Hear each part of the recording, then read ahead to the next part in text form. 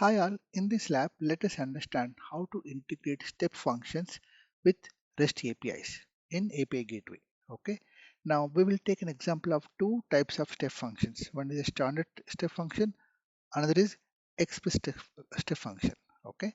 Now the behavior changes based upon the type of the step function. Now let us see how to develop this architecture first. Now we will create one REST API called Step Function Integration API and its subtype regional endpoint. Okay. Now we will create two resources /async and /sync. /async resource is having one method post and it is of the type proxy integration. It is step from AWS proxy integration. And the other resource /sync is also having the post method and it is having AWS proxy integration with AWS service. Okay. Now we have two step functions here on the right side. One is the standard, another is the express. And each of these /async and /sync are connected to the respective step functions. Okay, through some variables. Now, when the client sends a request, for example, a simple JSON file, it contains a simple number, and that request goes unmodified to the step functions. Okay, and the step function does the processing and will send the response back. Now, in the case of standard step function, which is asynchronous flow, you will just get a response saying that the step function started execution. But in the case of express, you will also get a response back, some message saying that the step function completed and this is the output of the result. Okay, so this is how we will see end-to-end testing of both scenarios, standard and express state functions. Okay, let's go to the source code. In this lab, let us understand the code to create this architecture for the Lab11, which is API Gateway integration with step functions. Okay. Now let us go to the source code. First, let us look at the API Gateway definition. Okay.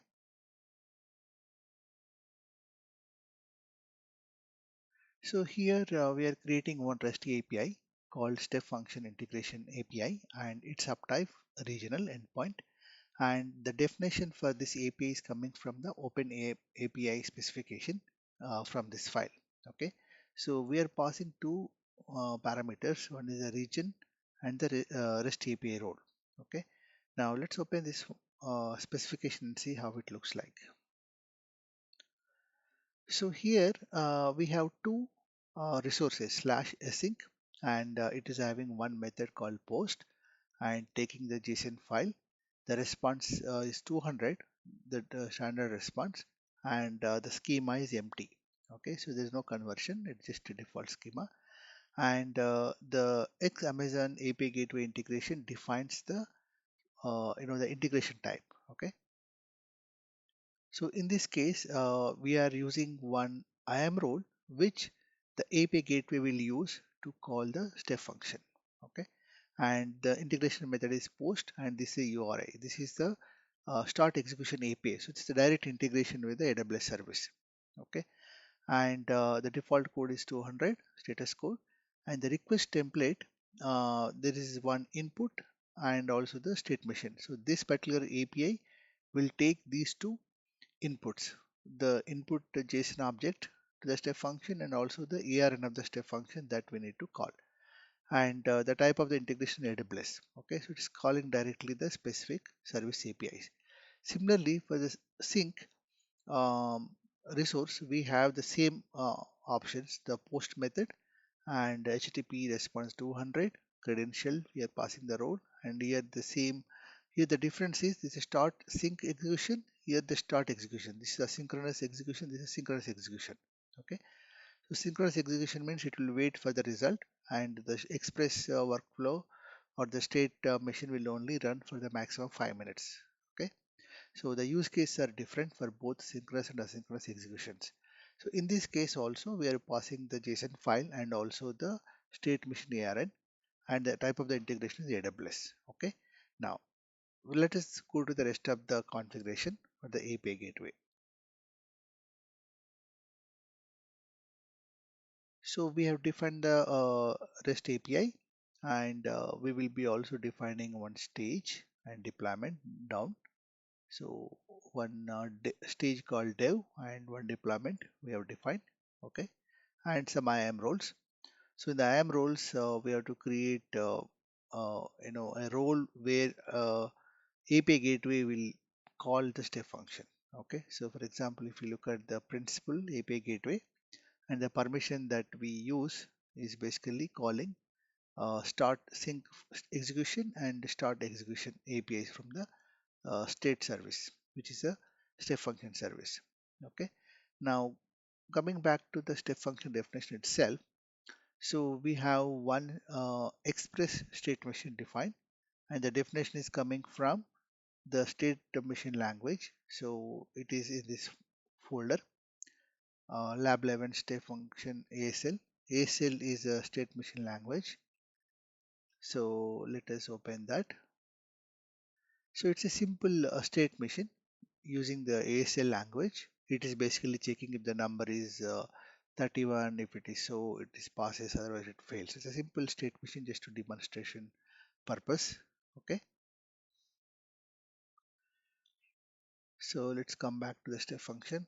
So the type of the step function is express, and we are attaching some IAM policies, some managed policies and some custom policies we are attaching.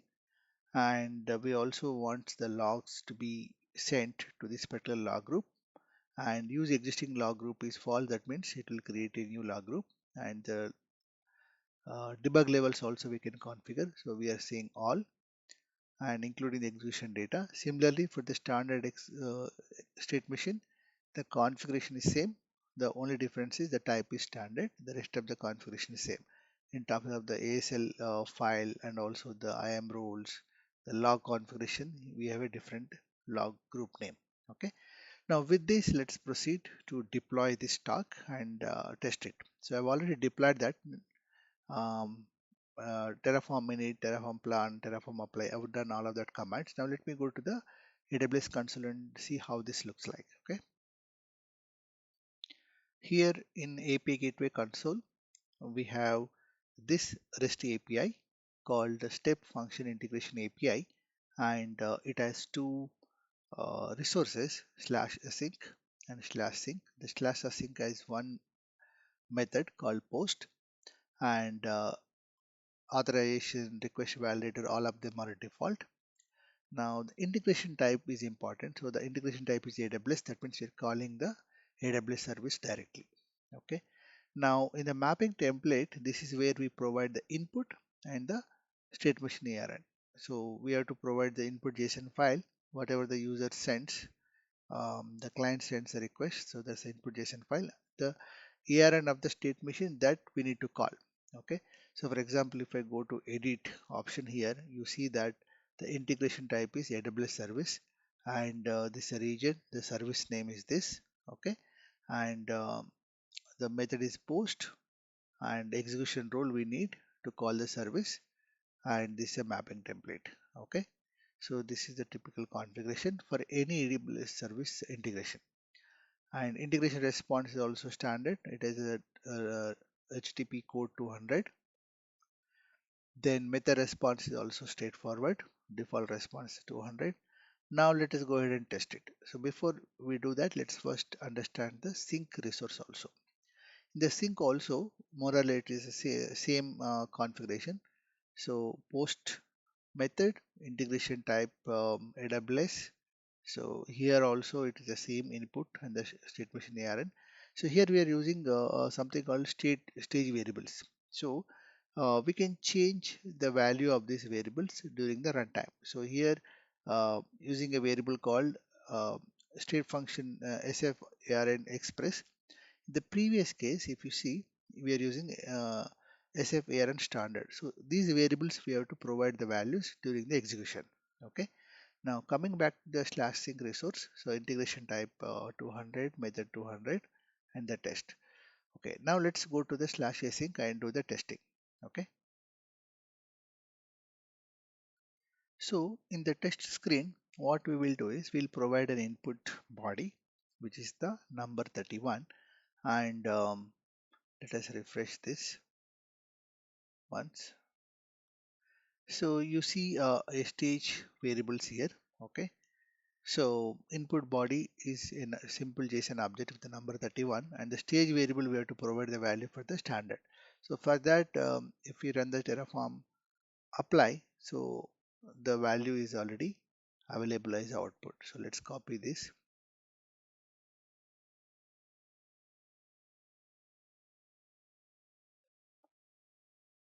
So let us click on the test button. Now you see the response. It is 200, that means it's successful. The response body is execution error. So we have just started the execution. It's asynchronous, right? We will just start the execution and come back. We don't really wait for the result. So if you want to see the detailed log, you can see this is the input data that we are passing, and we are calling the step function. I mean, we are calling this particular API. Okay, and then the request body after the transformation.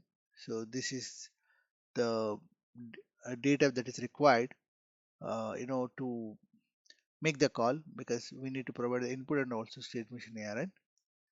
Then the output is simply 200, just to inform that the state machine has started execution. Okay, now let's go back to the step function. So in the step function, if you see, there are two step functions, standard and express. If you go to the standard, if you see the definition, this is how it looks like. Okay, this is the ASL file that we define, and this is a simple state machine. It is just checking with some number and taking some action. If you look at the execution, so we started the execution through API gateway, and execution is successful, and you can see the state of various events, and it is successful. So that's what we have seen. Okay, now let's go back to the sync flow. Okay, in the sync flow also, it is the um, same way we have to test it. So here we have to provide the SF ARN express ARN. Okay, let's copy that from the Terraform output.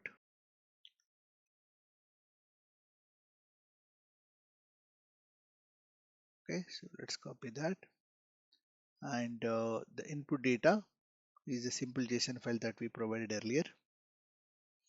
Okay, now let us run it. So if you see, the status is 200, and not only that, we are also getting the response back. Okay, so this is a message, hello from step function. Okay, so previously we did not wait for the step function to complete. We just started the execution, but now we are waiting, since it is a express or a synchronous flow, right? So you can see the detailed log here.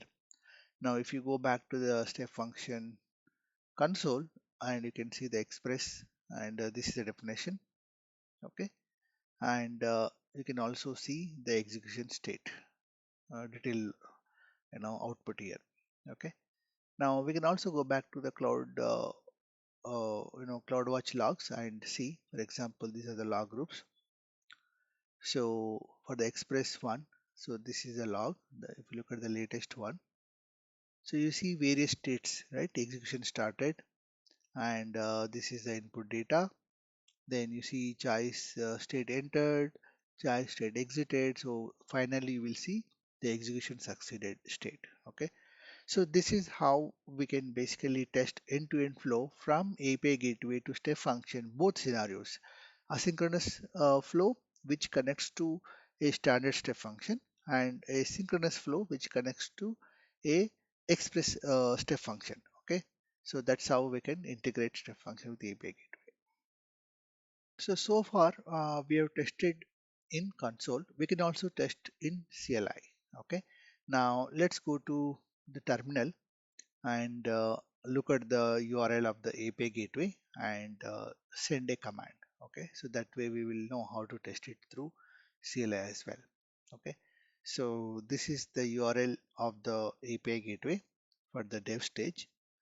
Now we are calling a post method, and calling the slash async resource, and the JSON file that we're sending is a simple number.